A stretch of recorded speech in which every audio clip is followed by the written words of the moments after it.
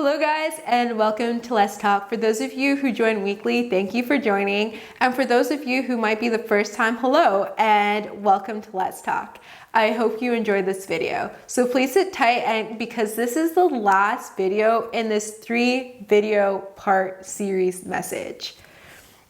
So before we begin, we'll just do a short recap of yesterday's video. So yesterday's video covered the second angel's message from Revelation 14.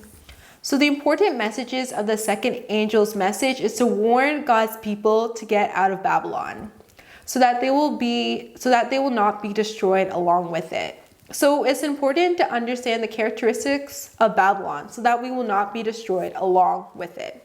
So today we will dive straight into the third angel's message.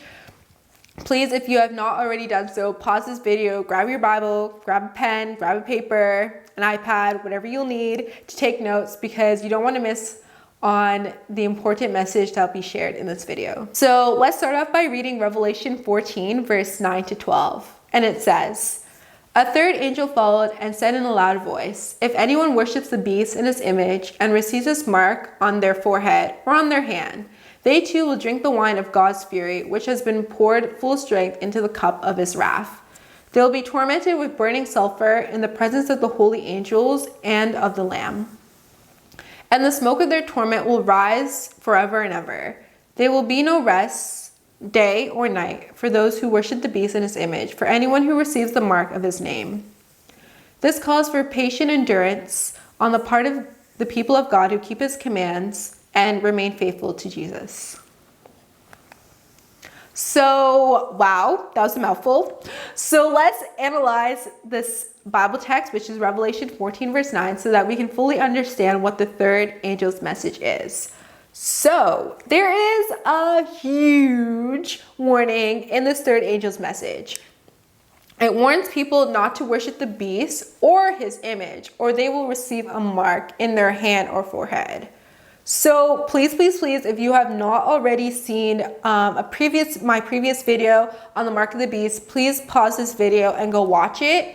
I'll also leave a link in the description box because in order to understand this message fully, you need to understand the mark of the beast. So if you have not already done so, just, hit the pause button, go watch that video, and then come right back. So the beast in Bible prophecy represents the Pope. So here, God is commanding his children to have true worship and to reject false worship. So the third angel's message also goes on to tell us the various consequences associated with false worship. So please take time to do your own research and understand who the beast is and what his mark is, because unless you're fully grounded in this understanding of who the beast is for yourself, you could end up worshiping and accepting his mark without realizing it.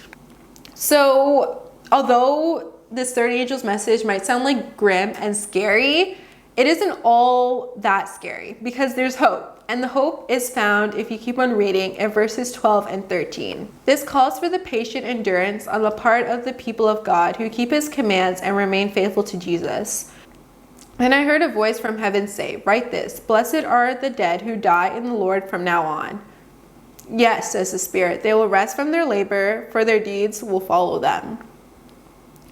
So if we endure to the end, we have the promise and confidence in knowing that we will live with Jesus in a world that is free from pain and sorrow and sin. So Jesus encourages us to remain faithful and to endure to the end because in due time, our reward will be sure.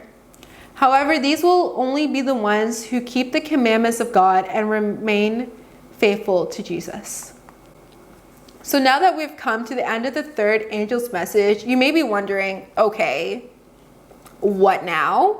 But there's actually more. Something happens following the cry of the third angel's message to all people. And that is, Jesus will come and take his people to his heavenly home. So the important truth in this third angel's message is to prepare God's people for Jesus' second coming, while also making them aware of the various deceptions that Satan will be putting in these last days.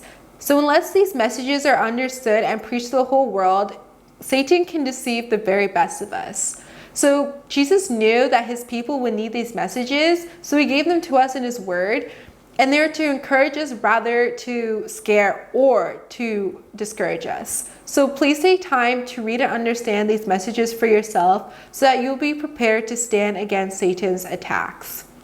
So I really hope you guys enjoyed this 3-part video series, and hopefully they were both like educational and inspirational as well. So please, if you haven't already done so, please subscribe and share these videos with a friend. Until then, have a great day, and we'll talk next week.